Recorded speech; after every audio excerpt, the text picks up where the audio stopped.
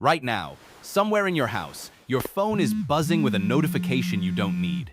You check it anyway. Not because you're bored, because some part of you is scanning for connection. That itch you feel when a room goes quiet, when a text goes unanswered, when you eat a meal alone and it feels heavier than it should. You've been taught to think of that feeling as weakness. But the real answer is far stranger. That ache is not a flaw in you. It is a 500,000-year-old alarm system, and it once saved your ancestors' lives. Your brain did not evolve to make you happy. It evolved to keep you alive long enough to pass on your genes. And for almost the entire span of human history, the single greatest threat to your survival was not a predator. It was separation from the group. Think about what a solitary human actually was 200,000 years ago. No claws, no fangs, no fur thick enough for a cold night, slower than almost everything trying to eat it. A lone human on the savannah was not a survivor story. It was a meal. Safety came from numbers, from shared eyes watching the grass, from hands that could pass a spear, from bodies pressed together against the cold. Alone, you starved faster, froze faster, and died faster.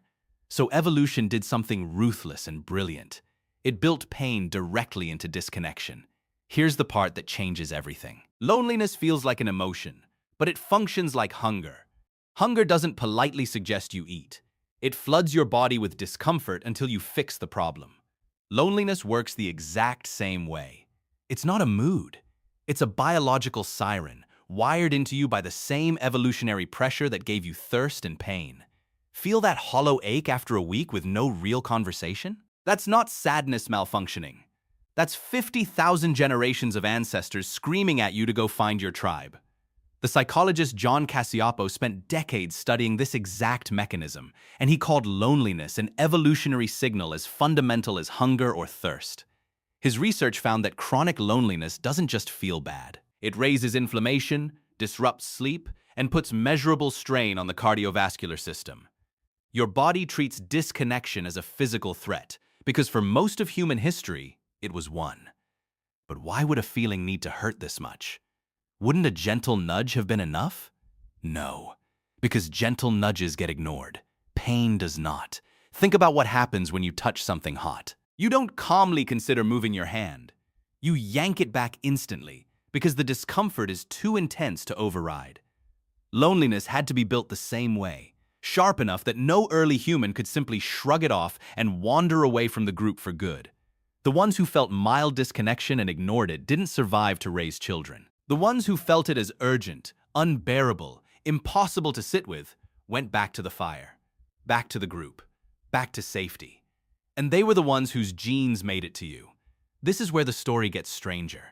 Your body is still running this same ancient program, but the environment around it has completely changed. The anthropologist Robin Dunbar proposed that human brains evolved specifically to track and manage social bonds. And he calculated that our cognitive limit for stable relationships sits somewhere around 150 people. Not thousands, not millions. 150. That number was shaped by small tribes, shared fires, and faces you saw every single day for your entire life. Your brain expects a world of familiar people, seen repeatedly, bonded through shared effort and shared risk. Now look at the world you actually live in.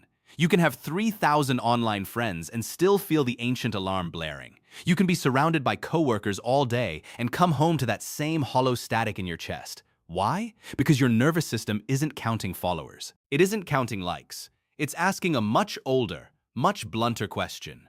Who would notice if I disappeared? Who would come looking? For most of human history, the answer to that question determined whether you lived through the winter. Today, the question hasn't changed. Only the answer has gotten harder to find.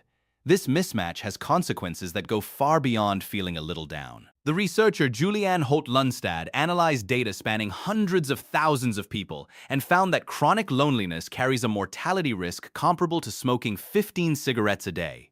Read that again. Isolation doesn't just make you sad. Statistically, it can shorten your life the way a pack of cigarettes does. Your ancestors' bodies weren't exaggerating the danger. Disconnection really was that lethal, and in many ways, it still is. So what do you do with an alarm system this old, this sensitive, and this poorly matched to modern life? You stop treating loneliness like a personal failure.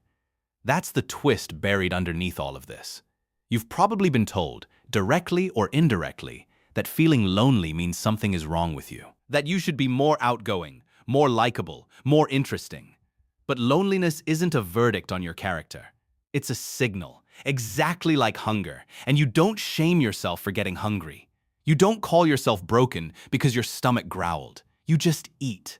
The same logic applies here. When that hollow, restless feeling shows up, your ancient brain isn't accusing you of failing at life.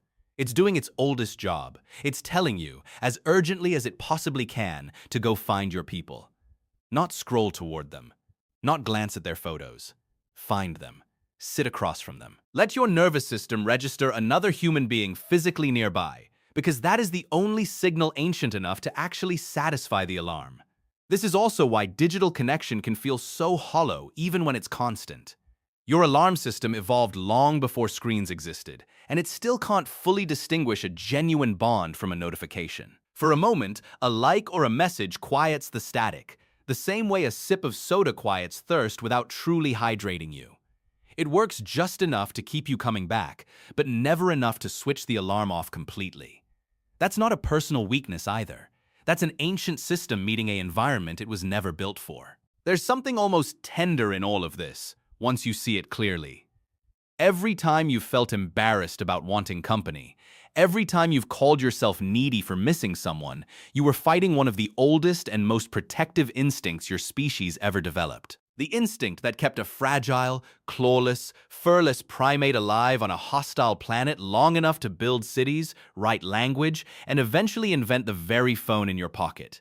Your ancestors didn't survive because they were the strongest individuals. They survived because they refused to be alone. That single refusal, repeated across hundreds of thousands of years, is written into the wiring of your brain right now. So tonight, when that quiet ache creeps in, when a room feels too empty or a silence feels too loud, don't rush to explain it away. Don't scroll past it. Recognize it for what it actually is. Not a flaw.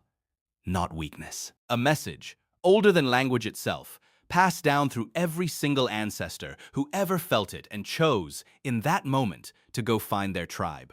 Because right now, somewhere in your house, your phone is buzzing with a notification you don't need. And this time, maybe you already know exactly why you're reaching for it.